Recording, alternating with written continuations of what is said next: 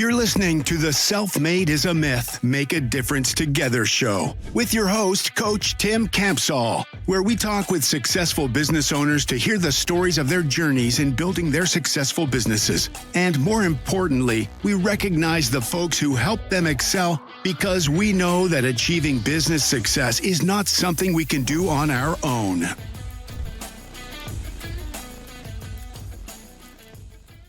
Hello, everyone. This is Coach Tim Campsall, and I'm excited to have a fellow business owner from Indiana with us today.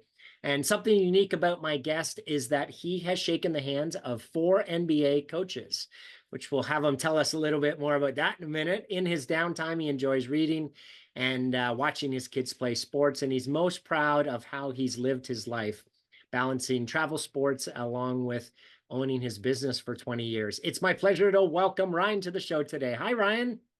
Hey, Tim, thank you very much for having me on today. Hey, let's start with having you introduce yourself and tell us a little bit of your personal story, like where you're born and lived and your family and Sure. stuff. So I started my IT Indy about 20 years ago, but before that, I was actually a teacher. I graduated from Illinois State with a degree in elementary education and taught for 1 year before I was like, maybe this is not for me. Maybe parents are not my thing, and paperwork. So I made the choice, along with my wife, Dawn, at that time to hey, why not just move to another state and start a company? It was 2000, it was 2004. You didn't need they were giving mortgages out to cats, dogs, whoever wanted one. And they're like, oh, you're moving from out of state and don't have, a job or anything. We're like, yep. Like, okay, cool. Here's a couple $100,000 to build a house. But we did survive that, and have learned a lot. So I have 3 kids, 3 cats and 2 dogs, and one loving and very patient wife. And yeah, it's been great. One of my kids is out of the house now. He tried the college thing. It wasn't for him. So he's in the Electrical Institutes program to become a journeyman electrician. Wonderful. And I've got another kid graduating this year, and he's not quite sure what he wants to do. So, and my little baby girl is an 8th grader. So lots of decisions to be made about what the future looks like for these kids. So lots of fun stuff. Fantastic. And so where did you move from and where do you live now? I am from the Chicago area. I don't say Chicago, I say Chicago area. People from Chicago get mad when you say you're from Chicago and you're like, oh, where'd you live? And you're like, oh, I lived in LaGrange or Western Springs. Like, yeah, that's not Chicago. So I'm from the Chicago area, born and raised there. Me and my wife both went to Illinois State University. And we graduated with degrees in education, and we're happy being in education in the Chicago area, and then got the itch to start a company. And 49-year-old me looks back at 25-year-old me and is like, oh my God, I cannot believe you did that. And just like, oh, we're just good. I didn't know I could fail, right? I didn't know that losing my house and everything I owned was an option. So we just did it. Good for you. Is there a funny story that your family likes to tell about you that you'd be willing to share with us? Oh my God. So I'm like very ADHD. Like, in fact, people like remind me of stuff that I'm like, oh yeah, I totally. They're like, no, there's video of you saying this. Like, they'll show me a video. I'm like, I never said that. Like, what are you talking about? Like, no, you promised us this. I'm like, no. And like, no, you did. Here. These kids like recording videos of me saying those things. Like, I don't remember doing that. And my wife was like, you're an idiot. Yeah, sometimes, and that's part of dealing with that and being a business owner. You're dealing with, all the things associated with ADHD, and there's good and bad to it. And, making sure that you are playing to your strengths is huge. So I play to my strengths very hard, and I try to have a great support system to bring up to supplement my weaker areas. Yeah. So that's fun. Wonderful. I love it. Thank you for sharing. Yeah. So you told us a little bit about going from teacher to owner, but what's the backstory? How'd you become a business owner? And at what point did you have the confidence you could run your own business? Well, I think I got the confidence about a year ago, 19 years after I started it. But Perfect. I was in education and we were dealing a lot with technology. So I actually moved into a tech support role after my first year of teaching and was more working with teachers, getting, their website running and, getting this email server running. Cause this was, 20 some years ago, there wasn't Google Apps or Microsoft or anything like that. So we kind of had to DIY all those things. And I was approached by our Apple rep at the time for education. She's like, "Hey, Apple's opening up these stores, and they're looking for technical resources to help. Would you be interested in working there?" I'm like, "Do I get an Apple.com email address?" And she said, "Sure, yeah, that's great." And this was way back in the day, so Apple retail was like this tiny little idea in somebody's head, and now, I mean, we know what it's become. It's become the juggernaut of all retail, Yeah. but it was so chaotic. And I worked there for like 8 months. It's like, I really hate working retail. Um, Especially in the Chicago area, especially. So we opened the Old Orchard Evanston store, which Okay. I think we had like 26 employees to start with, and now they're up to like 100 and something, and it's insane. But we had nobody knew what to do. Even the people that were like telling us what to do, like, yeah, you're gonna have to kind of figure some things out. I'm like, okay. But yeah, it was just a hard life because, retail is, vastly different hours, vastly different schedule. We didn't know what we are doing. Um, and then we worked with outside consultants, and one of the outside consultants came in. She's like, "What are you doing here? Like, you have a skill set that is far beyond sitting at the Genius Bar," because I was a Mac genius. They didn't Yeah. even have iPhones back then, or Yeah. like the iPod just came out. Um, and she's like, "You should consider, being a consultant." I'm like, "Well, I've actually done a lot of technology. Ever since I could, when we had our Apple IIe back in the early 80s, and I've been doing technology ever since then." And I was like, "Oh, I could be a consultant. That sounds easy." And my wife was just, she was a great, I don't want to say instigator, but enabler to do it to this. And she's like, "Yeah, we were looking for a new house and place to move, and we're in the Chicago area, and there was nothing affordable." So we ended up, by the time we went far enough west, we were almost to Iowa. I'm like, "Well, we could go east, and there's Indianapolis." And so we were visiting so my wife went to IU for a year. Um, and had a good friend. So we went to visit her friend, and we're like, "How much did you pay for your house?" And she told us, I was like, "Okay, we're gonna consider moving here." So we spent a couple of weekends coming down to Indianapolis and figuring this out, and just like, okay, as soon as school year is done, we're both done teaching, we're just gonna move. Wow. Um, and so we just did it. Yeah. So I Oh. mean, that's the part that's like, I cannot believe we did that. Like, 49-year-old me. And I've got a son that's almost the same age I was when we made this Yeah. decision. I'm like, "Oh God, please don't do anything like that." It's not the same world it was back then. So, Ryan, tell us more about the company. What's the name? What do you do? How do you help folks? Sure. So the company is My IT Indy. We are a what's called a managed services provider. So we work with businesses to help improve their technology through cybersecurity, efficiencies, better ways to work with technology in your business.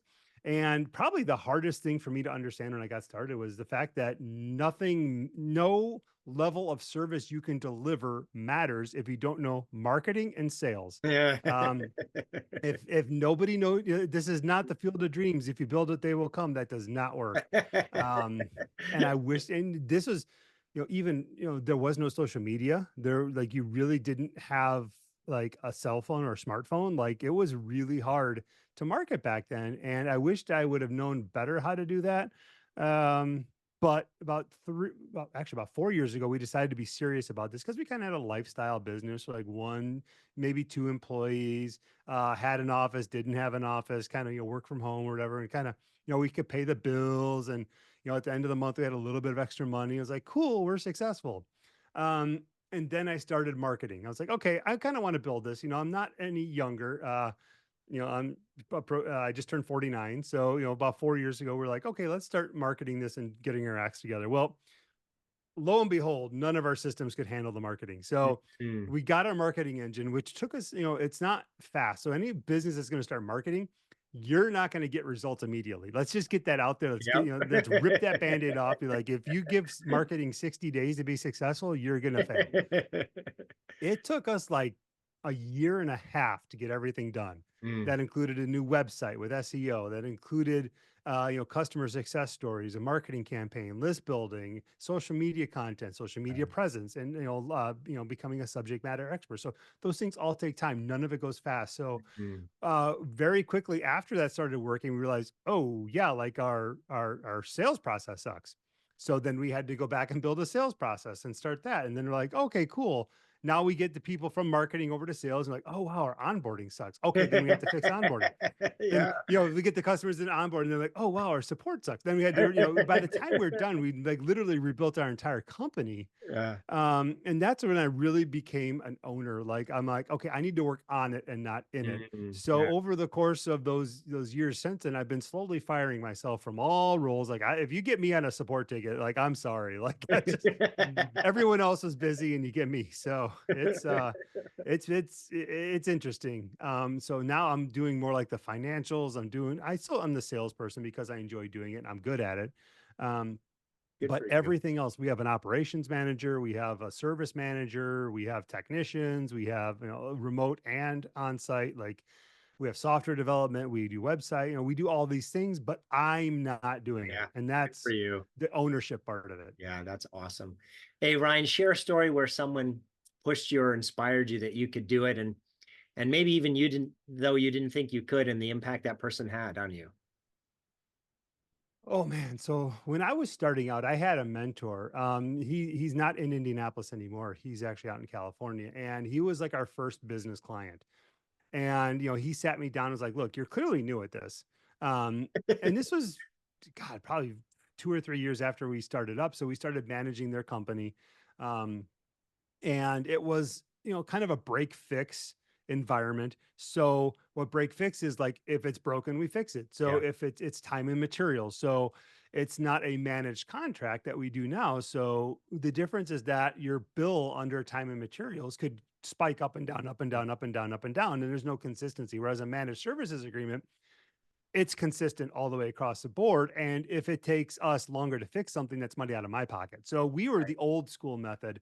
And he's like, you need to get around this. You need to fix this because I don't want surprises every month, Mm. every couple of months. And, so what we did is we sat down and it took all of our, this took a couple of years because I'm, Yeah. slow and you get distracted. So we sat there and we went through all of our business clients and kind of, excuse me, averaged out all their invoices every month. And one thing we noticed is there's kind of a common value per user that we were seeing um, over the course of a year. So what we did is we went to all of our business clients and said, look, this is what we're seeing. And we provided proof. We said, we're going to go with a managed agreement. And here's what we're going to charge you. Here's what it's going to cover. And we invited them to come along. We weren't doing any time and material stuff anymore because Okay. Yeah. that was just too hit or miss. Like, if it ends up taking like 9 hours to set up a computer, that's us losing, that's clearly not a good use of our time and the Right. client's money. But sometimes computers suck. So what we did was that was like a huge step forward in our business maturity because now it's actually stabilized our revenue on top of our clients cost, Yeah. and everybody's happy. Like, we just don't even do it any other way, and that was a long time ago. We've since matured it. We have obviously technology's gotten a lot more complicated since then. Mhm. So our what we did 10 years ago or even 3 years ago is no longer Right. acceptable. I Yeah. mean, it's evolved so much. So our customers' bills don't change. Like, every couple of years, like, okay, there's we're going to go up a little bit, but Yeah. overall it's very stable and everyone's very happy with it. So Right. him telling us to, get on that program was a game changer for us. And now everybody's trying to do it. I'm like, oh, look, we were so far ahead of the time. Yes. Right. Ryan, what's been your biggest learning as a business owner? That I need to fire myself. I Mm. am the problem and I also am the solution. Yeah. So, I mean, any issue we've had with our company comes down to me. I mean, we have 7 employees, and everything that could go wrong, or if there's not a process for it, if there's not that, if there's not a way to do it and Yeah. somebody makes a mistake, that's my fault because we didn't create the process for them to do. And we've Yeah. had issues. Like, I mean, I'm gonna tell a story here. This one hurts.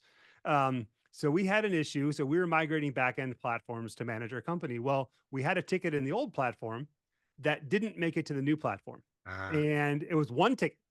And it was somebody wanting to cancel a bunch of licenses. So we removed the licenses from their portal, but did not remove them from where we buy them from. mm, So long story short, the client emailed us like 6 months later and was like, you never took these licenses off. And I was like, okay, like this is new to me.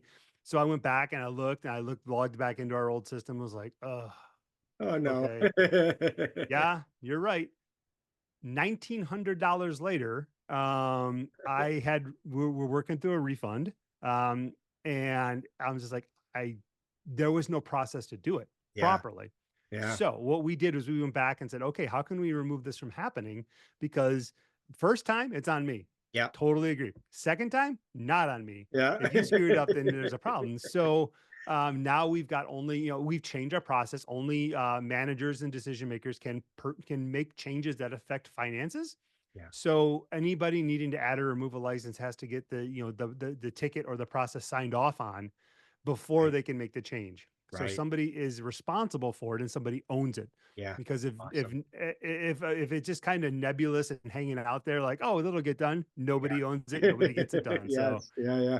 I that's been the love your hardest thing. I like the ownership of, so one of the things we talk about is life is a mirror, and that everything that happens in our business that isn't going the way we want it to, it's just a reflection back on us of something we did intentionally or unintentionally Mhm. that we have to adjust. So I love the fact that you just shared that you own that, and right, and each mistake is a process improvement.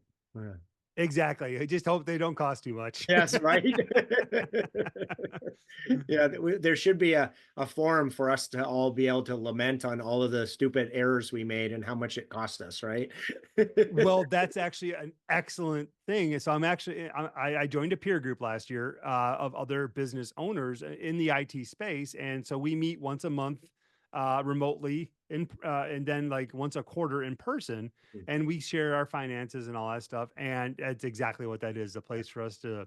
I could see on the bottom of my screen, my little WhatsApp is just bing, bing, bing, bing, bing. Somebody's complaining about something because it's a place for us to vent because Yeah, there's two things about us. First off, as business owners, nobody can relate to anything you're going through. Like it's impossible. It's like, it's like being in the military. Like nobody outside the military can understand what you've been through. Yeah, same thing with a business owner. Like nobody can relate to you. People that I socialize with, they're like, "Oh, how was work?" I'm like, "Do you really want to know?" Like right? and the other thing is that being in IT, like there's all sorts of stuff going on. Like, oh, Microsoft had an issue. Okay, well, there's not a darn thing in the universe I can do to make this better, Yes, but yet it's my yeah. responsibility. So here we are, like $1 trillion company, had a bad day, and my clients that are paying me are like, why are we on this? I'm like, well, there's not a whole lot of options. Right, yeah. We know that business success doesn't happen in isolation. So, Ryan, tell us about one of your biggest challenges over the years, and maybe somebody else who came alongside you and helped you get through it. Well, that's part of being in the peer group because, as a business owner, as we grow, so we grew about, we were a decently sized company. We were pushing about 450,000 with two employees. And then we shot up to about 800,000. And then we were shooting up to about 1.4 million this year. So that does not come without any pain. Oh, I it will does tell not. you, like those things that people don't understand. It's like that. Okay, who's going to do this at Friday at 5 o'clock? When stuff still has to get done, you just don't have enough humans to do it. Yeah, Um, so it's really been, great to have a peer group to talk to about this because the great thing about this peer group is they're all bigger than me. So they've already been through these things. yeah. Um, and they're not good at other things. Like they're not good at sales and marketing. And I love sales and marketing, which is just bizarre. Like nobody, they're like, what? Right? Yeah. I'm like, I will get IT on. and sales and marketing.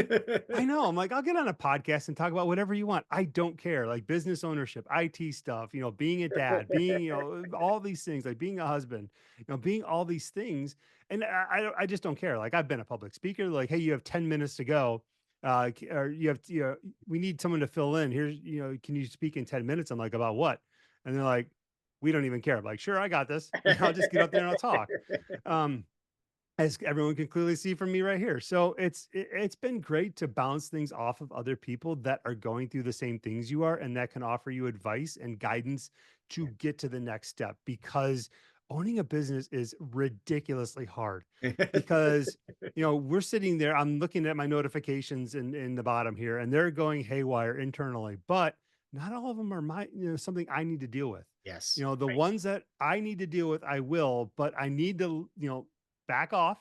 Yeah. I need to not get involved. I Yeah. need to let people Yeah. grow into the roles I've assigned them. So that's really hard, Yes. Yeah. especially there's like a graph in our industry. It's like it starts off here, and then it's like, oh, anytime you make a huge change, like your service just goes way down.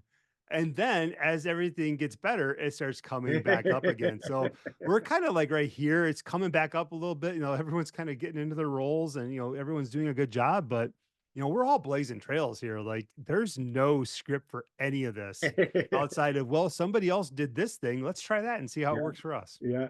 There's a big it's a significant step for businesses that go from the business owners involved in everything, right, to, oh, we can't grow anymore because the business owner has hit their capacity and has to let go and delegate and trust, and right. And that's a significant step change for all, small businesses. So that, that I'm glad to hear that you've already, you know, you're partway through that and on the outside, the other side of it. Because the Yeah. only way a business can scale is getting the business owner out of the way and removing that bottleneck. But it's also the hardest thing took a long time to get to that point, right? The business owner went through a ton and it's their baby. And, Yep. trusting that there's, letting go is the right next decision is really hard. Mhm.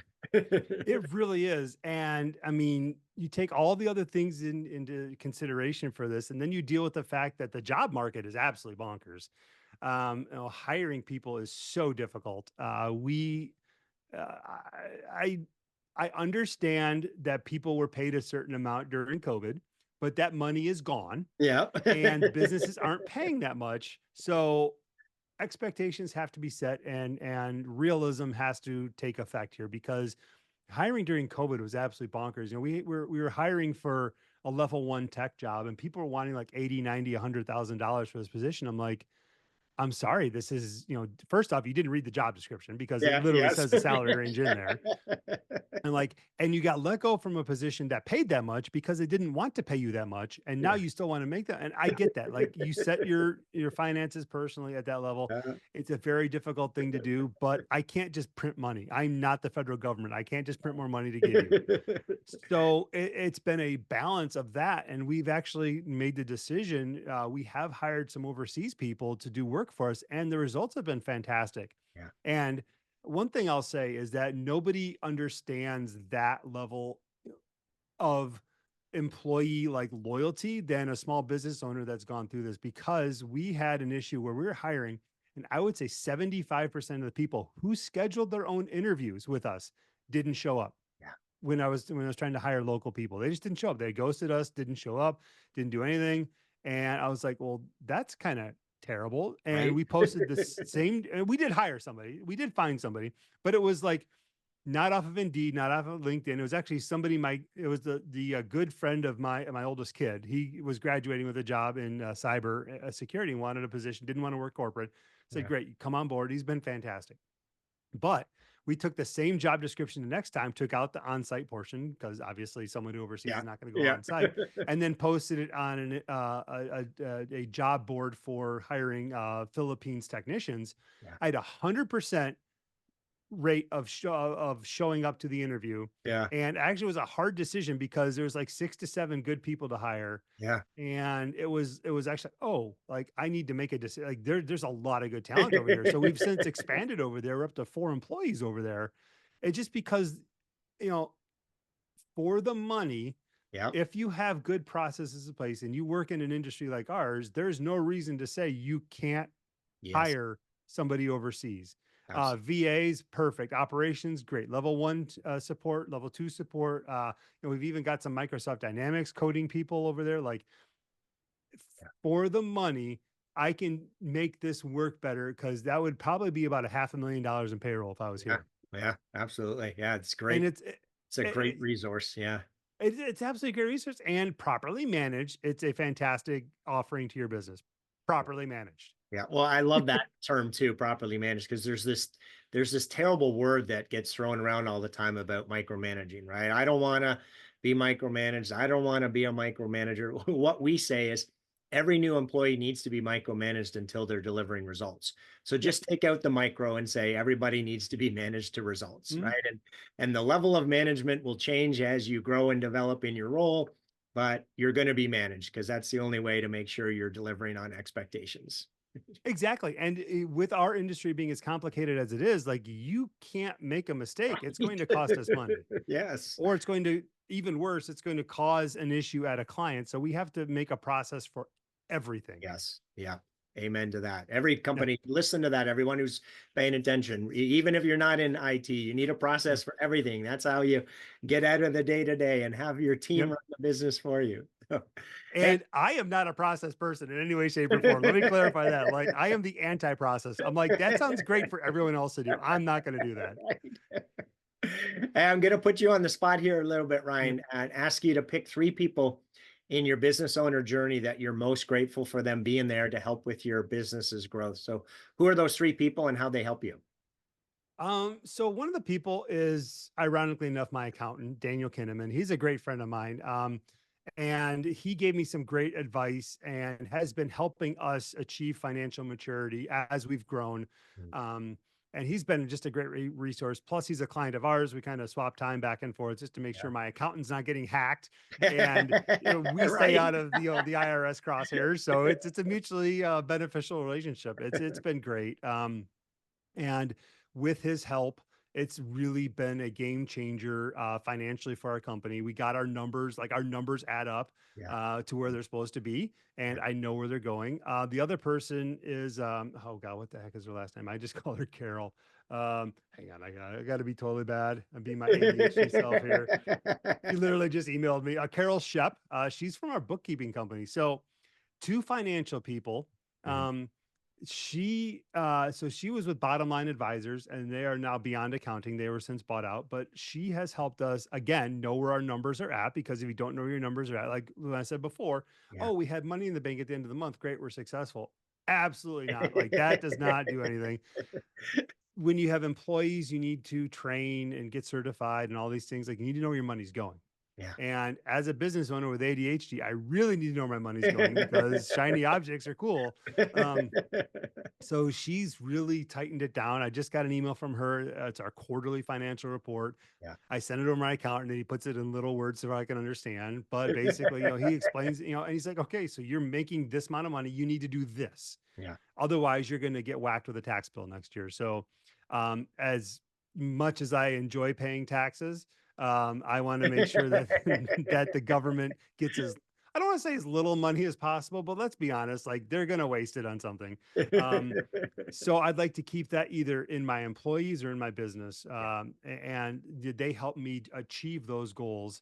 Um, and then the other person, I mean, I hate to say it. I don't hate to say it, because it's not a business person, but it's my wife, because Yeah. she, dealing with me for the past, we're celebrating our 24th anniversary. Ah, congratulations. Thank you very much. And she's been we talk about people that are meant to be with you, and she really was. Mhm. Um, when I first met her, she was a special ed teacher. And after a couple of years, because then I graduated, like I think a year before her. And that kind of that area of my that, time of my life is a little fuzzy. So I graduated from college a little bit earlier than she did, and like as she's going through special ed, she's like, "Oh my God, you're totally ADHD." I'm like, "Huh? What's that?" And so she's been working with me for all those years, and sometimes it gets a little frustrating dealing with me on a business level, because my to-do list is, I mean, you know this, your to-do list never stops. Yep. Like and if you don't get things off of it, it just keeps growing and growing and growing. So she's had remarkable patience with me during crazy work hours, or hey, I got to leave and go take care of something on like a Sunday night because something exploded. Now, that doesn't happen as often anymore, because the cloud is pretty resilient most of the time, but just having patience and understanding that, we're doing a good thing, Yeah. and we are vastly different than other, even other couples, because she does her social media management. So she's taking all of our videos and stuff and all of our content and putting it out there. And it was funny because I'm pretty edgy on social media. Like, I just don't care. Like, it, Elon Musk once said, love me or hate me, but there's no money in the middle. Yeah. So we post things that when we started off working together, she's like, you can't say those things. I'm like, I just called Apple a big, stupid dumbhead because they did some things that my clients made my clients mad. Like, I'm going to call them out on it, and I'm going to tag them on a post. And it became this thing that everyone else was like, yeah, I feel the same thing too. Like, even an IT professional who's done this for 20 years is frustrated with Apple, is hates his iPhone at times, is like, oh my God, why is my computer rebooting as I'm getting on a plane? Like, all this, or when I'm about to get in a Zoom meeting, that has happened to me.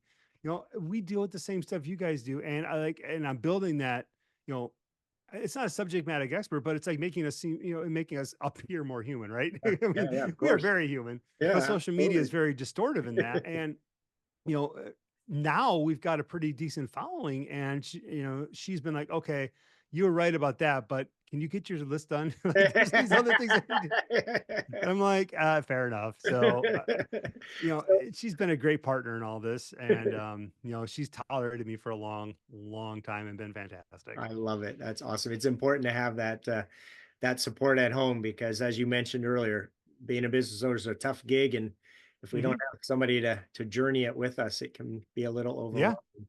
Yeah. So, Ryan, as you think about the next 1 to 3 years, what's your number one priority or the challenge that you'll need to overcome in order to achieve your goals? Um, I need to get myself out of the way. I think our next thing we're going to tackle is sales. I've been doing sales. I love sales, Yeah. but I don't scale. So we need to build a process that scales and let other people come in and enjoy the fun, because I love sales. Sales are fantastic.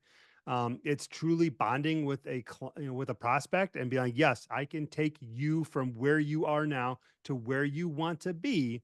It's just going to take a little bit of time, a little bit of money to get there. Yeah. Um, Once we get that taken care of, I mean, I could almost entirely take a step back. Love it. I mean, Love payroll's it. automated, invoicing's automated, Yeah. collections are, money collecting's automated. And really just, be the business owner and make sure everyone's taken care of. Because that's one thing we do. We put culture over technology. Like, when we hire, like, you got to be a good person, you got to have empathy, you got to have all these these skills that are lacking when Yeah. people call support, Yeah. when they're frustrated, when they're like, oh my God, I just did this thing. Like, okay, cool, we'll take care of it, like, we got you. um yeah, and just build the company from higher up on the food chain, because I can coach people and consult with our own employees and get them to where they want to be, versus making sure that this happened, making sure that this person made it in, making sure, Yeah. it's a different dynamic. And I think that when I get there, everyone involved is going to be a lot happier. Last question. Jim Rohn said that we become the average of the 5 people that we spend the most time with. So, as you think about that quote, Ryan, what's your advice for business owners who are trying to do it on their own? Get out. Get out and be in the community. Hang out with the people that you want to associate with. And we did that this year. We joined a networking group that is significantly more expensive than the old one we were in, but the people in there are paying that rate to meet with the people that can associate on that level. Like, we could handle a 60, 70, 80, 100 person client. And they play at that space too. Yeah. And actually, I'm going there tomorrow.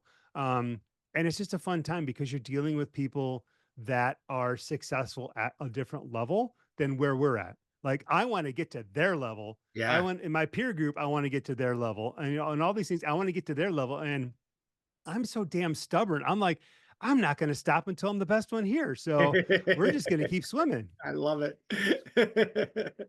Sounds like you've been blessed with some incredible people in your journey, Ryan. If they were all here on the show today, what would you want to say to them? I would say thank you. I mean, that's one thing, we don't get to say enough of is thank you, because this is hard. Like, if you talk about all the stuff that we have to deal with, I mean, I've come home and I've lost a client. I'm like, we can't make payroll. Like, that's a conversation we've had to have, not just once. Yeah. And that level of stress and that level of, oh my God, like, and people just like, okay, what's it take to get out of this? What's it take to fix this problem? Yeah. And what we decided to do was to stop having the clients leave and just go get more. So, Yeah, right. There I you mean, go. It's pretty you know, simple, right? it's just adding more clients. That's it. And it's a funny thing. Like, oh, we want, so and so needs, they want to go to college over here. Like, oh, just gotta get more clients. That's And, I'm laughing because that's what my coach says to me whenever I give an excuse, right, of not wanting to invest in something or lean into something. They're like, well, how many clients is that, Tim? I'm like, okay, fine. I understand your point. yes. Yeah, I mean, I would absolutely say thank you. Like, and the feeling's mutual, I hope, because these people have been a part of my life that I've also helped as well, because they've needed to get through their stuff. So we have a very good bond together. Um, and my accountant being in my office building, he sometimes comes up and we just shoot the what and sit down, and or we're like, what, we're both business owners. We're both burnt out. Let's go grab a beer and just go, Yes. make fun of Yes. people. So, mostly ourselves, because they're all idiots. That's like, Ryan, it's been a pleasure speaking with you today. Thanks so much for being on the show. you're welcome, Tim. Thank you very much.